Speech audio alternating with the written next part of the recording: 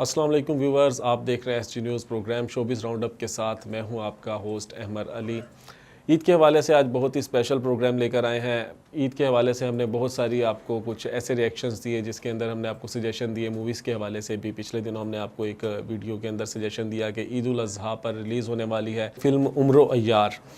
तो उम्र यार के हवाले से भी हमने आपको सजेशन दिया कि आप ईद को एंजॉय कर सकते हैं। अगर आप सिनेमा घर जाना चाहते हैं तो आप जाकर देख सकते हैं उम्र यार। लेकिन बहुत सारे लोग ऐसे भी हैं जो विलेज एरियाज़ में रहते हैं और सिनेमा जाना का उनको अलाउ नहीं होता, घरों पर महदूद रहते हैं। तो ऐसे लोग अक्सर कहते हैं कि मतलब ईद तो उन्हीं लोगों की है जो बाहर आउटिंग पर जा सकते हैं, तो हम अपनी ईद को कैसे खास मना सकते हैं। तो कहते हैं ना कि आपके अपने हाथ पर, आपके अपने मूड पर डिपेंड करता है कि आप कैसे अपने लिमिटेड सोर्सेज के अंदर रहते हुए, अपने मखसूस इन्वायरमेंट में रहते हुए अपने जो फेस्टिवल्स होते हैं उनको कैसे स्पेशल बना सकते हैं। तो लाजमी नहीं होता कि आपके पास बहुत रिच इन्वायरमेंट हो, बहुत ऐसा कुछ एक ब्रॉड माइंडेड आपका सेटअप हो कि आप बाहर जाएंगे, आउटिंग्स पर जाएंगे, सिनेमा घरों में जाएंगे, जब भी जाकर आप अपने फेस्टिवल्स को ख़ास बना सकते हैं, बल्कि आप घर पर रहकर भी अपने फेस्टिवल्स को ख़ास बना सकते हैं। तो वैसे भी सिनेमा घर का दौर जो है ना वो ख़त्म होने वाला है। तकरीबन आप समझ लें कि ये सिनेमा घर जितने भी हैं 20 साल तक आप सिनेमा घर आने वाले देख सकते हैं। उसके बाद ये आस्ता आस्ता अभी कम हो रहे हैं, मज़ीद कम होते चले जाएंगे। लोग OTT प्लेटफॉर्म्स की तरफ आ रहे हैं, नेटफ्लिक्स की तरफ आ रहे हैं, इन्हीं के ऊपर लोग देखेंगे। और आजकल तो घरों में सिनेमा बन चुके हैं, शॉपिंग मॉल्स में बन चुके हैं, लोग अपनी मोबाइल स्क्रीन पर इंजॉय करते हैं। किसी के पास इतना टाइम नहीं होता है सिनेमा घरों की तरफ जाएँ, तो आप अभी से उस जिद्दत की तरफ आ जाएंगे अगर आपको सिनेमा घर जाना अलाउ नहीं है।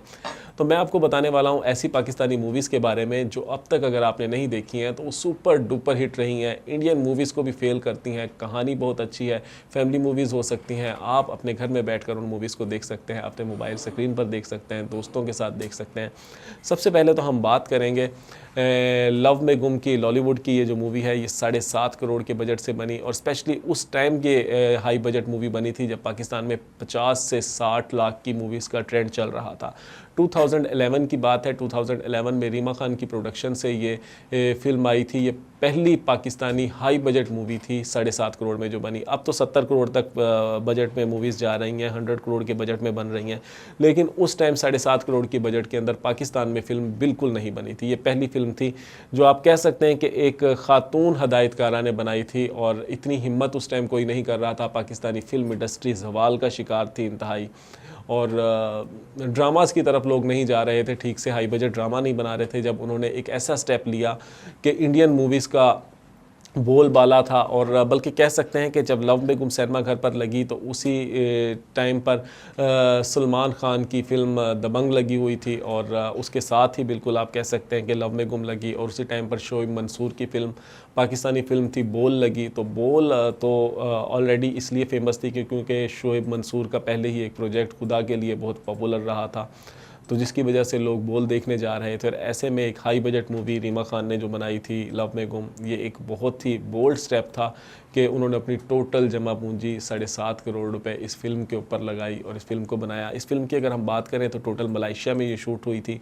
इसके अंदर नदीम बेग थे और मोमर राना अपोजिट थे। और अगर हम इनके लुक्स की बात करें तो पाकिस्तानी मूवीज़ के अंदर हमेशा मुझे एक प्रॉब्लम नज़र आती है कि लुक्स की अगर हम बात करें तो आंटीज़ नज़र आ रही होती हैं हीरोइंस के रूप के अंदर। जितनी भी हमारी एक्ट्रेसेस होती हैं, स्पेशली आज की मूवीज़ की, हम ड्रामा इंडस्ट्री की हीरोइंस की बात ना करें, पिछली अगर हम हीरोइंस की जो 90s के एरा में बड़ी फेमस रही हैं उनकी बात करें, अगर आप साइमा को देख लें, रेशम को देख लें, मीरा को देख लें, इनको आप जीन्स पहना दें, शर्ट पहना दें, कुछ भी पहना दें, लेकिन इनके अंदर की आंटी इनको स्क्रीन के ऊपर आंटी ही दिखा रही होती है। तो ऐसा ही ये इस मूवी की तरफ मेरा ख्याल था कि जब ये मूवी आ रही थी तो शायद ऐसा ही कुछ होगा कि रीमा खान इसके अंदर जब नज़र आई तो आप कह सकते हैं उनका लुक आप कैटरीना कैफ को टक्कर देने वाला लुक था। और अगर हम लोकेशंस की बात करें तो देखकर अंदाज़ा नहीं होता कि ये मूवी जो थी कि पाकिस्तानी मूवी है। और इतनी शानदार प्रोडक्शन थी, सॉन्ग्स बहुत कमाल के थे, लुक बहुत कमाल का था और बहुत ही ज़बरदस्त स्टोरी थी। तो अगर आप ईद पर एंजॉय करना चाहते हैं, अपने टाइम को थोड़ा सा अपने दोस्तों के साथ एक क्वालिटी टाइम बनाना चाहते हैं, तो आप देख सकते हैं लव में गुम। इसके अलावा अगर आप पंजाबी सिनेमा लवर्स हैं और आप पसंद करते हैं पंजाबी मूवीज़ को, तो मैं कहता हूं कि भारतीय पंजाब की मूवीज़ बहुत अच्छी अच्छी आती हैं, लेकिन पाकिस्तानी पंजाबी मूवीज़ को आज भी कोई टक्कर नहीं दे सकता। बहुत सारे लोग क्रिटिसाइज़ करते हैं, लेकिन लेकिन वो शायद इसलिए करते हैं, कुछ लोगों को आदत होती है कि अपनी वो लस्सी को खट्टा उन्होंने बताना ही बताना है, अपनी चीज़ों को बुरा बनाना है, और मेरे ख्याल में वो दूसरों से जो ज़्यादा मुतासिर रहते हैं ना, वो अपनी चीज़ों को बुरा बताते हैं। जबकि ये जो लाचे और गंडासे जिन चीज़ों के ऊपर हम क्रिटिसाइज़ कर रहे होते हैं, ये हमारे पंजाब का कल्चर रहा है। ये अलग बात है कि ये कल्चर बहुत पुराना है, लेकिन कम से कम हमारी पंजाबी मूवीज़ ने इस कल्चर को ज़िंदा रखा हुआ था। खेत खलियान, नेचुरल माहौल, कच्चे घर और कम बजट के अंदर नेचुरल खूबसूरती जो हमारे विलेज एरियाज़ की, तो हमारी पंजाबी मूवीज़ में नज़र आती थी। और समटाइम्स कुछ गुंडा कल्चर आम हो गया था, नसीबों के कुछ सॉन्ग्स बड़े गंदे गंदे आने लग गए थे, जिसकी वजह से पंजाबी मूवीज़ का बेड़ा गर्क हुआ। लेकिन स्टोरीज़ बहुत सारी मूवीज़ ऐसी थी जिनकी बहुत अच्छी थी। जैसे हम माजी की मूवी चूड़ियाँ की बात करें तो चूड़ियाँ तो बच्चे बच्चे ने देखी हुई है, लेकिन हम बात करने वाले हैं मजाजन की।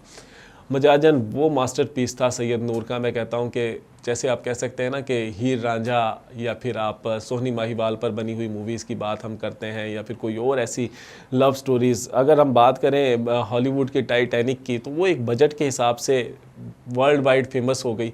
लेकिन अगर हम पंजाब के कल्चर को मद्देनज़र रखते हुए किसी लव स्टोरी की बात करें, तो मैं कहता हूँ मजाजन जैसा मास्टरपीस शायद ही पाकिस्तान में कभी बना हो, और आने वाले टाइम में मुझे नहीं लगता कि बन पाएगा। साइमा और शान की शानदार जोड़ी, शानदार एक्टिंग और उसके अलावा डायलॉग्स बड़े ही कमाल के थे, और एक फैमिली मूवी है, म्यूज़िक बड़ा कमाल का है। अगर आप पंजाबी मूवीज़ को लाइक करते हैं और आपने अभी तक मजाजन नहीं देखी, तो मैं कहता हूं कि आपने कुछ भी नहीं देखा। पंजाबी सिनेमा का सबसे बेस्ट मास्टरपीस जो है मजाजन है, और मैं खुद मजाजन का बड़ा फ़ैन हूं। मैंने शायद, मुझे नहीं याद, 10 बार देखी होगी, 12 बार देखी होगी। जितनी बार भी देखो, इसके डायलॉग्स और शान की एक्टिंग आपको ना बार बार देखने पर मजबूर कर देती है।